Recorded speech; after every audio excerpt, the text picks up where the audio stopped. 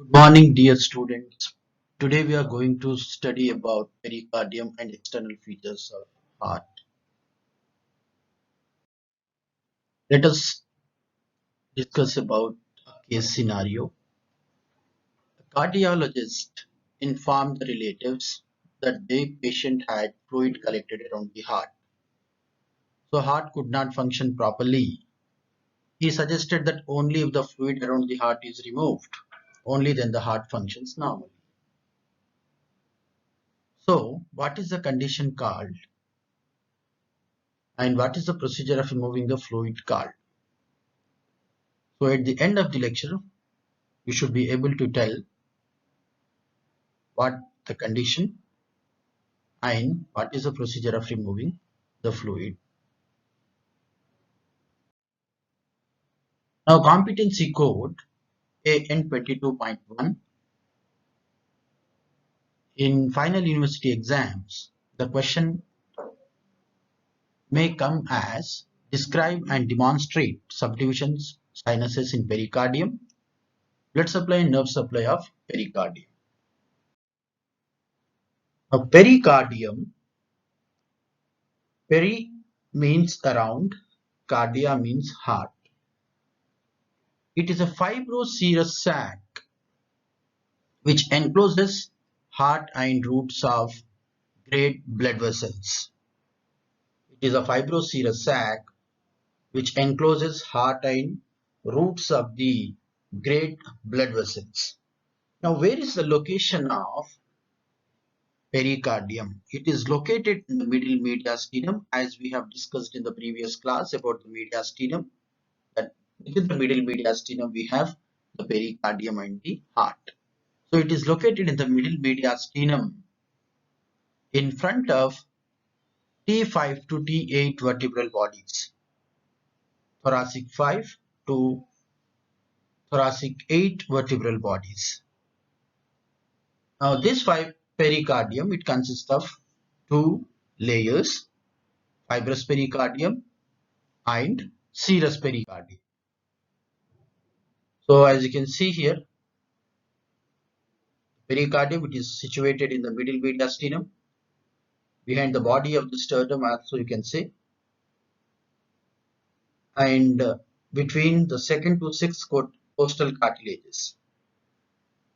So in front of the bodies of fifth to eighth thoracic vertebrae. Now components of the uh, pericardium, that it consists of outer fibrous sac, inner serous sac. Now heart lies within the fibrous pericardium, we say intrafibrous, and outside the serous pericardium, that is extraserous. That means though the heart is inside the fibrous pericardium, it is outside the pericardial cavity of the serous pericardium. So hence we say heart is intrafibrous and extraserous. I repeat,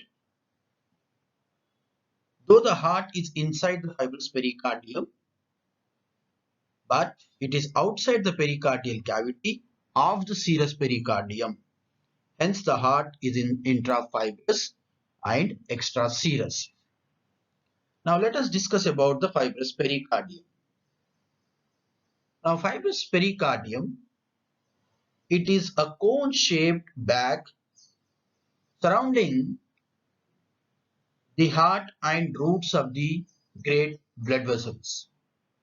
It is a cone-shaped bag surrounding the heart and roots of the great blood vessels, which either come out or go to the chambers of the heart. And it keeps the heart in position, and it also prevents the over distension of the heart.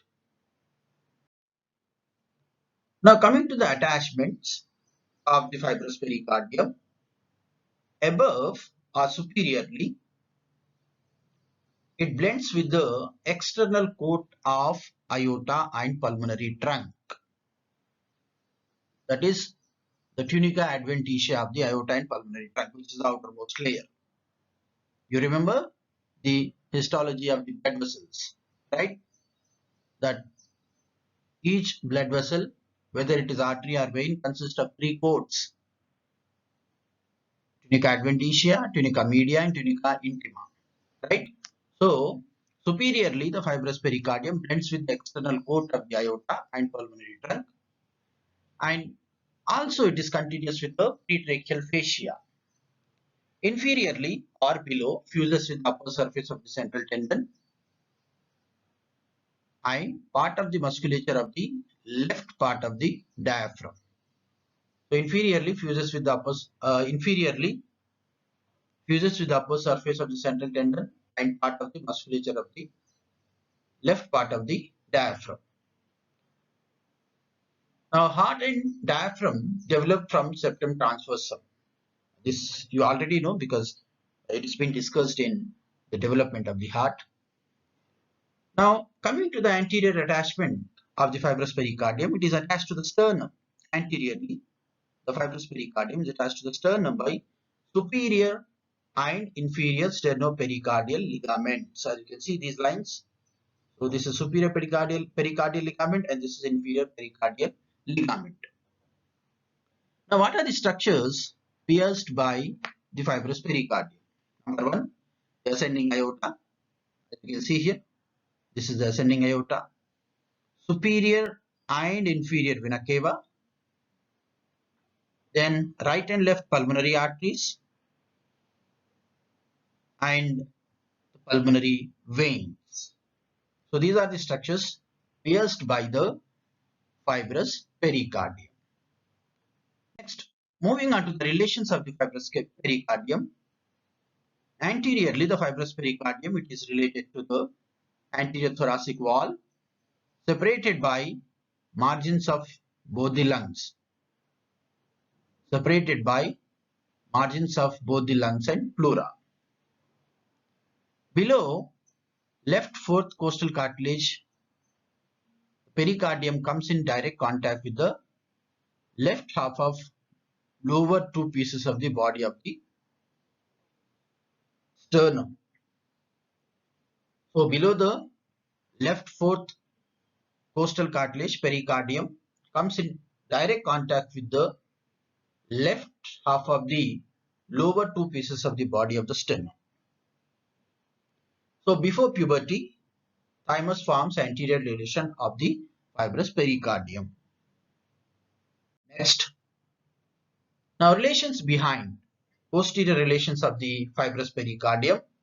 It forms anterior boundary of the posterior mediastinum. Right? It forms anterior boundary of the posterior mediastinum. So that we have seen in the previous diagram. And right and left bronchi are the posterior relations of the fibrous pericardium. Descending thoracic aorta, as you can see in this diagram, it also forms a posterior relation of the fibrous pericardium. Thoracic duct is also a posterior relation. Azygous and hemiazygous veins. Posterior part of mediastinal surface of the lungs. So these are the posterior relations of the fibrous pericardium. Next, relations on each side. As you can see here, the cardiac impressions of corresponding lung separated by mediastinal pleura. Phrenic nerves and pericardiophrenik vessels, which are the branches of internal thoracic artery between the pleura and pericardium. So these are the relations on each side for the fibrous pericardium. Relations below left lobe of the liver and the fundus of the stomach separated by the diaphragm. These are the relations of the fibrous pericardium below left lobe of the liver and fundus of the stomach separated by the diaphragm. Next, Coming to the serous pericardium. Now let us discuss about serous pericardium. Now serous pericardium is thin, double-layered serous membrane lined by mesothelium. Serous pericardium, it is lined by mesothelium. It lies within the fibrous pericardium, as you can see in this diagram, right? The outermost layer is the fibrous pericardium and inner layer is the serous pericardium. So it lies within the fibrous pericardium. It consists of two layers, the parietal pericardium and visceral pericardium, or you can say parietal layer and the visceral layer. Parietal layer is fused to the internal surface of the fibrous pericardium. So this is the parietal layer, as you can see in this diagram. It is the black color one. So it is fused to the internal surface of the fibrous pericardium. Visceral layer is inseparably adherent to the outer surface of the heart and it is known as epicardium. So serous pericardium, it is a thin double-layered serous membrane. It is lined by mesothelium, consists of two layers, parietal layer and the visceral layer. Parietal layer, it lines the inner surface of the fibrous pericardium, whereas visceral layer, it is adherent to the heart and it is known as epicardium. Now the two layers are continuous with each other at the roots of the great vessels. And there is a potential space between the parietal and the visceral layers of the serous pericardium, which is known as the pericardial cavity, right? The pericardial cavity. So it is a potential space between the parietal and the visceral layer of the serous pericardium. Now it contains a thin film of serous fluid that enables heart to move and beat in a frictionless environment. Now moving on to the next slide, pericardial cavity. Now, as I have already told you, it is a slit-like potential space present between the inner visceral layer and outer parietal layer of the serous pericardium.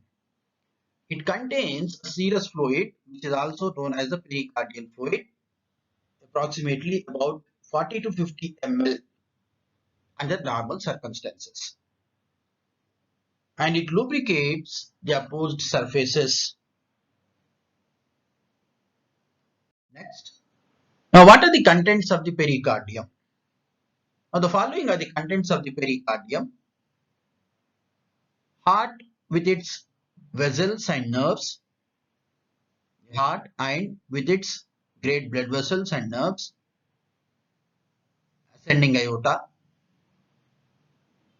Pulmonary trunk. Superior vena cava. Inferior vena cava. And 4 pulmonary veins. So these are the contents of the pericardium. Next. Now, serous pericardium, as we have already discussed, continuity between the parietal and visceral layer is established in the form of two tubes. One tube surrounds the arterial end, like this is pulmonary trunk and this is aorta. So one tube surrounds the arterial end. One tube surrounds the venous end, that is superior and inferior vena cava, and 4 pulmonary veins. So these are known as the sinuses of the pericardium, which is very, very important from examination point of view. The sinuses of pericardium. So that I have already told you that epicardium is arranged in the form of two tubes at the roots of the great vessels, an arterial and a venous end. So arterial tube encloses the ascending aorta and pulmonary trunk. Venous end encloses inferior vena cava, and the pulmonary veins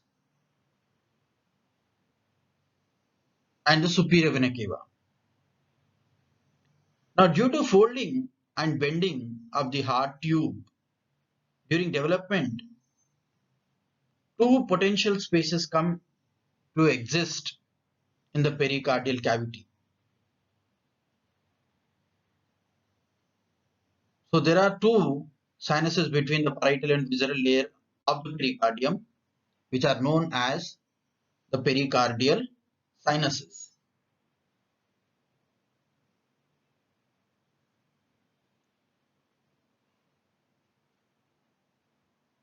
The two sinuses of the pericardium are, number one is transverse sinus and the other is oblique sinus. Now let us discuss about transverse sinus. It is a passage between two tubular reflections of the serous pericardium. It is a passage between two tubular serous reflections of the serous pericardium lined by visceral layer only. Now what are the boundaries of the transverse sinus? In front, the transverse sinus, it is bounded by ascending aorta and pulmonary trunk. Behind, intrapericardial part of superior vena cava. Intrapericardial part of superior vena cava. Above, bifurcation of the pulmonary trunk. Bifurcation of the pulmonary trunk. Below, upper surface of the left atrium.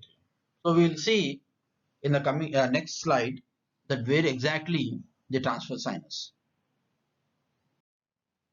So as you can see here, this transverse sinus has got clinical importance. During cardiac surgery, ligature may be passed through this sinus, aorta and pulmonary trunk to control the hemorrhage.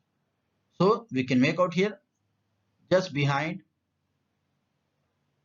the aorta and pulmonary trunk, we have the transverse sinus, right? So during cardiac surgery, ligature may be passed through this sinus around the aorta and pulmonary trunk to control the hemorrhage.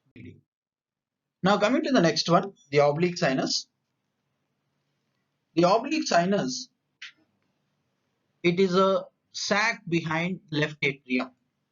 It is present behind the left atrium. It lies within the limbs of inverted J.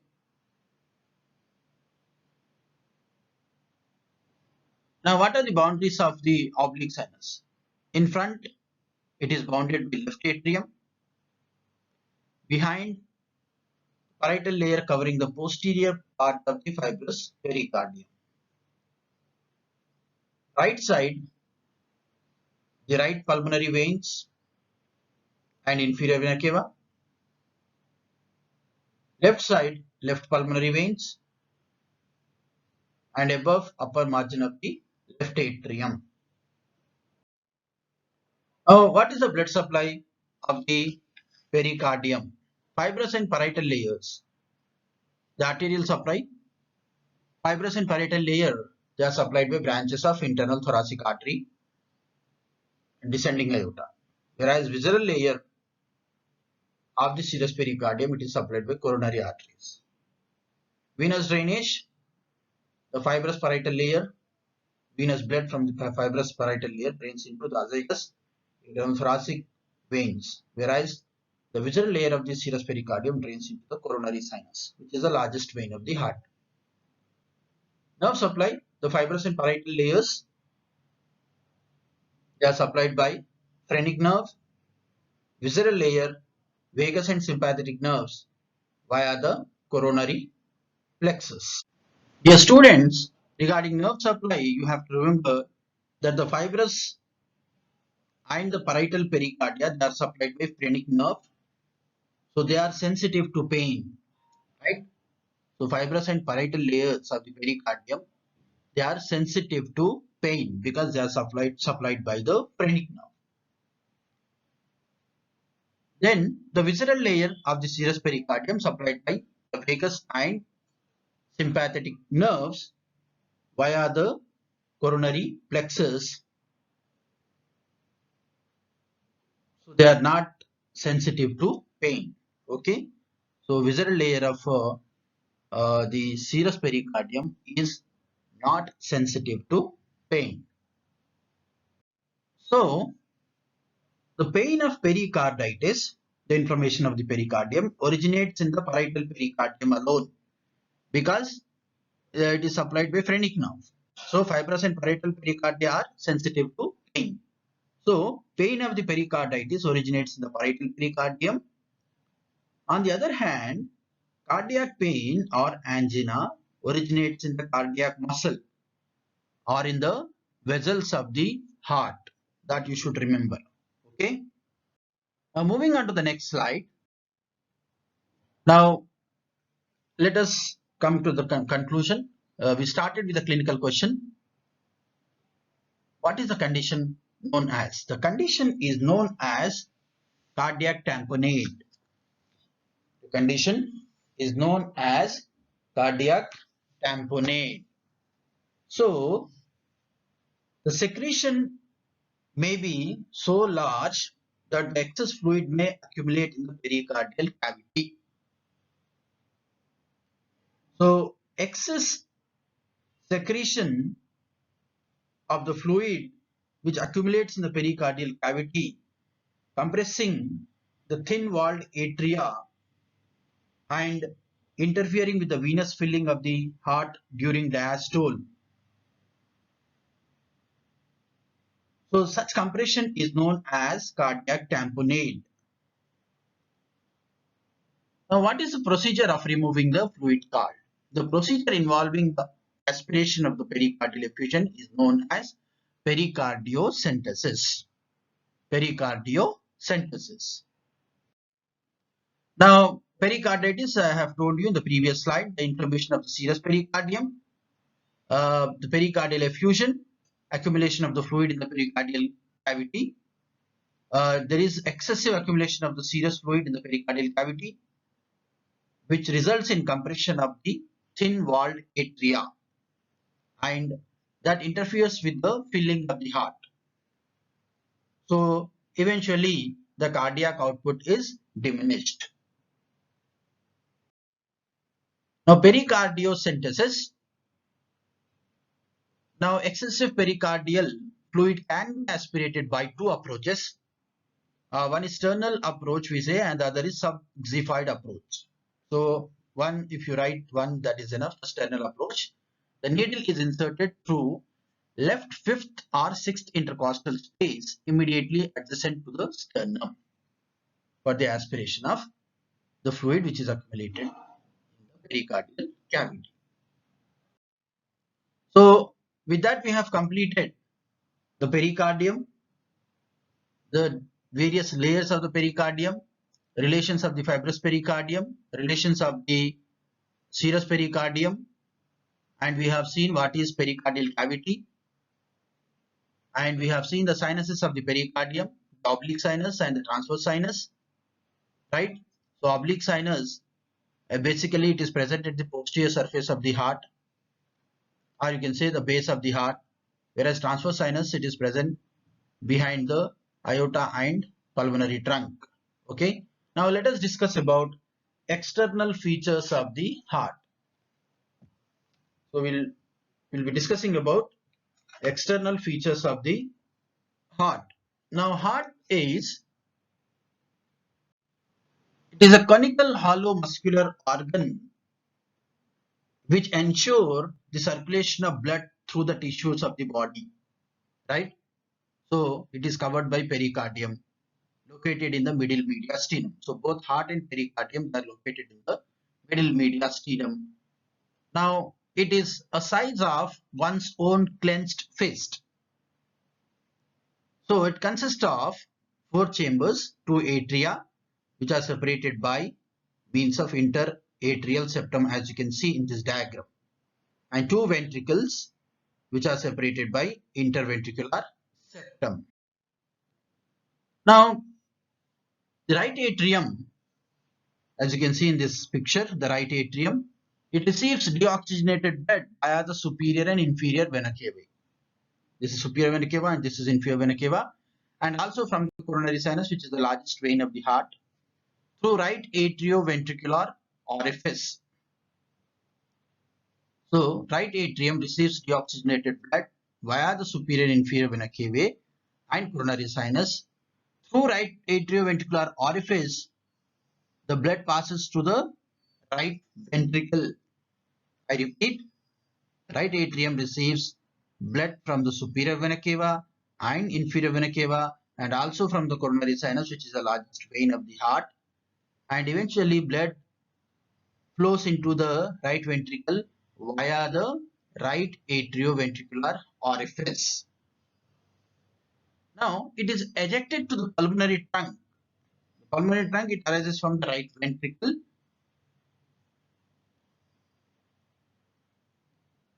Then blood from the pulmonary trunk flows into the lungs.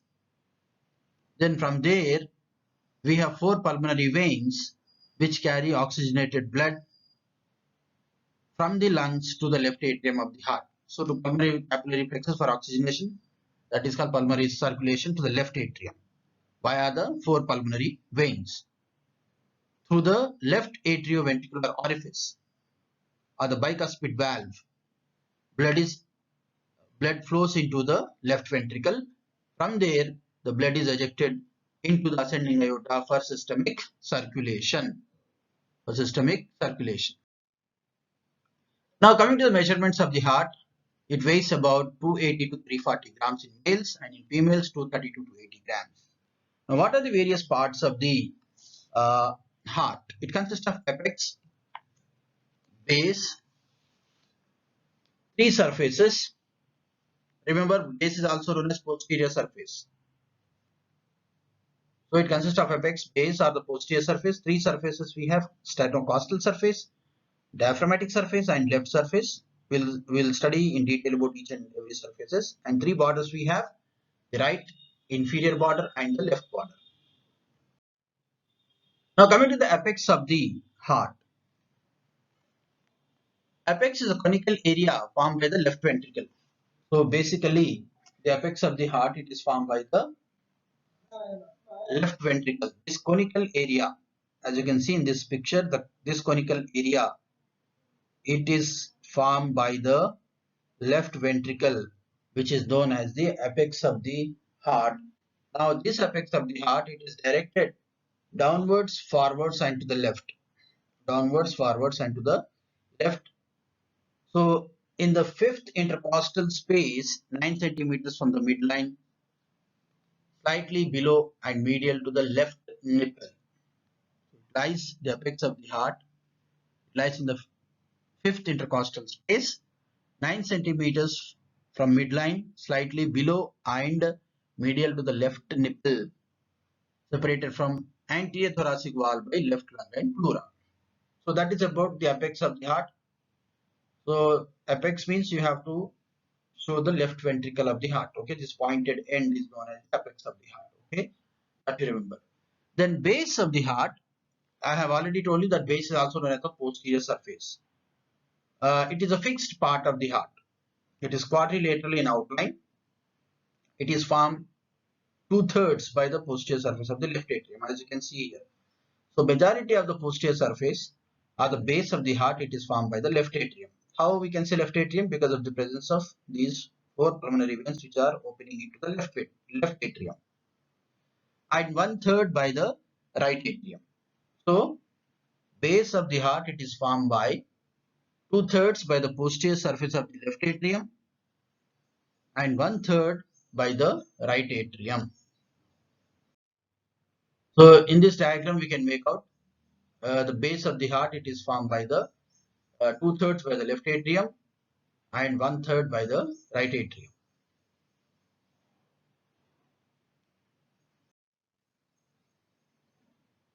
Now what are the boundaries of the base of the heart? Superiorly, it is bounded by bifurcation of the pulmonary trunk. As you can see in this diagram, the bifurcation of the pulmonary trunk into right and left pulmonary arteries. Below, posterior part of the interventricular groove. Posterior part of the interventricular groove containing the coronary sinus and anastomosis between right and left coronary arteries. Interventricular groove. Right side, right border of the right atrium from superior to inferior vena cava. Left side, left border of the left atrium from upper to lower left pulmonary veins. So these are the boundaries of the base of the heart. Now, what are the features of the base? Superior vena cava opens in uppermost part of the right atrium. Inferior vena cava opens in lowermost part of the right atrium. It is given post here. Actually, it is uppermost part of the right atrium. The superior vena cava and lowermost part of the right atrium is the opening of the inferior vena cava. 4 pulmonary veins, 2 on each side, open in posterior surface of the left atrium. Now we can see here, we can clearly make out these two are the and these two. Total 4 pulmonary veins open in the left atrium. There is a shallow vertical interatrial groove. So this is right atrium, this is left atrium. There is a shallow interatrial groove may be found between the two atria. Posterior attachment of the interatrial septum. The attachment of the interatrial septum. Now coming to the borders of the heart. Right border. You can see here, this is the right border of the heart. It is rounded and convex, formed by the right atrium. It extends from right side of the opening of superior vena cava to the inferior vena cava. From the opening of the superior vena cava up to the inferior vena cava. The borders separates base from the sternocostal surface. As you can see, this is sternocostal surface, and we have behind we have the base of the posterior surface. So it is a demarcation between the sternocostal and the posterior surface. Shallow vertical groove accompanies the right border, which is known as sulcus terminalis. It corresponds to the crista terminalis in the interior of the right atrium. So interior we have internal muscular rates, that is known as crista terminalis. You will be learning in further classes about the internal features of the right atrium in detail, what is crista terminalis and what is sulcus terminalis. Okay, for time being, you remember a shallow vertical groove accompanies the right border, which is known as the sulcus terminalis. It corresponds to the crista terminalis, that is inside the right atrium, which is interior of the right atrium. Next, the inferior border. As you can see in this diagram, the inferior border is sharp. It separates sternocostal surface from the diaphragmatic surface. Next, extends from opening of the inferior vena cava to the apex. So this is, you can make out here, this is the opening of inferior vena cava to the apex of the heart. This border is accompanied by marginal branch of right coronary artery and vein. Near it, the apex. Near the apex, there is a notch which is known as incisura apicis cordis. An anterior interventricular branch of left coronary artery curves around this notch. Left border. So as you can see, so we have discussed about the right border, inferior border, and this is left border. Left border, it is ill-defined and convex. The convexity to the left and upwards. It separates sternocostal surface from the left surface. It extends from the left auricle. Auricle is a ear-like projection over the left atrium, left auricle, to the apex of the heart, accompanied by marginal branch of left coronary artery. Now, what are the various grooves present over here? Now, let me show you the surfaces. This is sternocostal surface, right? And we have here the left surface. Posteriorly, we have the base of the heart, also known as the posterior surface, and this surface is known as the diaphragmatic surface, which rests upon the diaphragm. Okay. Now let's see what are the various grooves present over the surface of the heart. First, we have atrioventricular groove or the coronary sulcus. So we can see here the atrioventricular groove because it is present between the atria and the ventricles. So we can see here the right atrium as well as the left atrium, and this is your left ventricle and this is right ventricle. So between the atria and ventricle we have atrioventricular groove which contains coronary sulcus. Right coronary artery, termination of great cardiac vein, posterior part of coronary sinus and anastomosis of right and left coronary arteries. You see in the coronary sulcus. Okay. So here the coronary sinus is, as you can see in this diagram, the coronary sinus is nothing but it is the largest vein of the heart which opens into the right atrium. Then next we have anterior interventricular groove. Anterior interventricular groove. This groove is known as anterior interventricular groove between the right ventricle and the left ventricle. It largest anterior branch of left coronary artery and great cardiac veins. Then we have posterior interventricular groove. You can make out here, this is posterior interventricular groove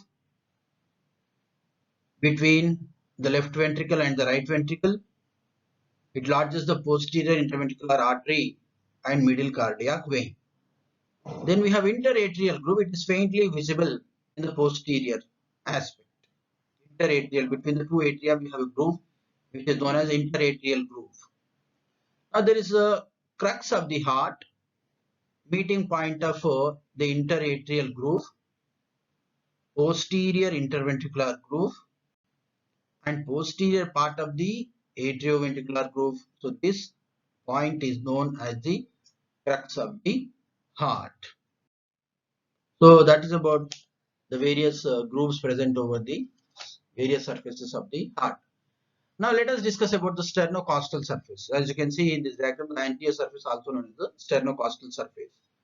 Directed forwards and upwards, separated from base by the right border. So this is the right border. It is separated from the base of the heart by the right border, from the diaphragmatic surface by the inferior border, and from the left surface by the left border. It is formed by anterior surface of the right atrium. So this is a right atrium, anterior surface of the right atrium, and its auricle.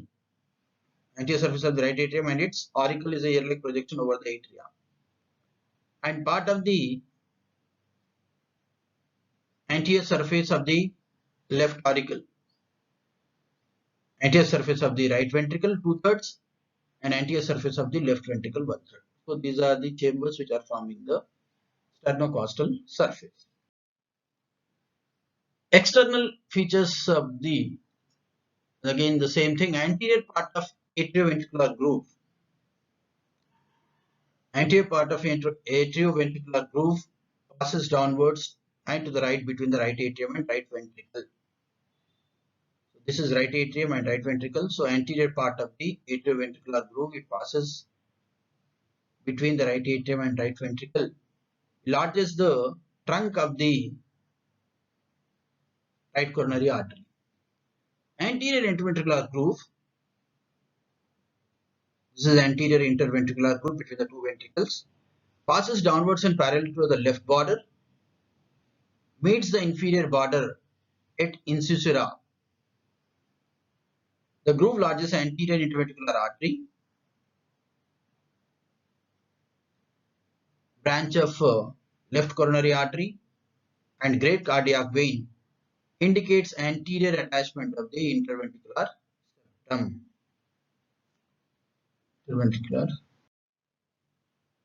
Now coming to the diaphragmatic surface. It is flat, it faces downwards and backwards. It is formed only by ventricles. Remember, dear students, that the diaphragmatic surface, it is formed only by the ventricles. 2/3 by the left ventricle and 1/3 by the right ventricle, separated from sternocostal surface by the inferior border. This is the inferior border, and from the base by the posterior part of the interventricular groove, from left surface by less defined unnamed border, which is backward continuation of the inferior border.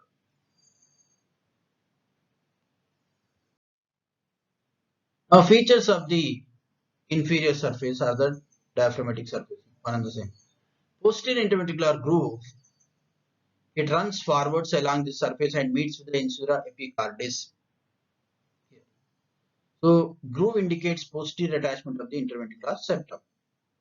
It largest posterior interventricular branch of right coronary artery, middle cardiac vein, anastomosis of interventricular branches of both the coronary arteries.